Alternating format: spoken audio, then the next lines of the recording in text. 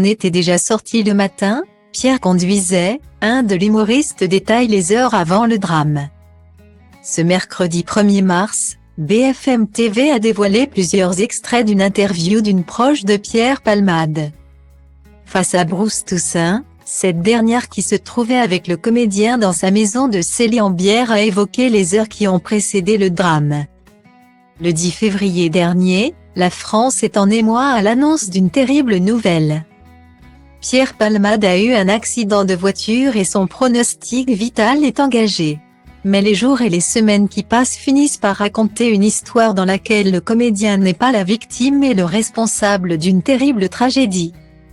Il conduisait en effet sous l'effet de cocaïne et d'autres produits stupéfiants. En se déportant brutalement sur une autre voie, il a percuté un véhicule dans lequel se trouvaient 3 passagers, dont une femme enceinte qui a perdu son enfant à naître, qui auront à gérer à l'avenir de multiples séquelles physiques et psychologiques. Ce mercredi 1er mars, BFM TV a diffusé un entretien avec un témoin clé des jours qui ont précédé le drame. Pour les besoins de l'interview, il a été rebaptisé Camille. Ce dernier, âgé de moins de 30 ans, côtoie Pierre Palmade depuis 3 ans.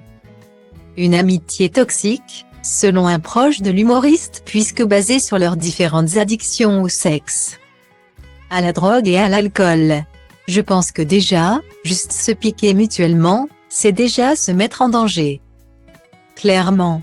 Surtout que j'ai déjà fait des overdoses et lui aussi. Les personnes qui aiment le danger aiment bien le fréquenter aussi, a confié ce proche, qui a révélé que l'humoriste avait déjà à plusieurs reprises manifesté le désir de se sevrer. On avait même une fois envisagé de faire une cure ensemble.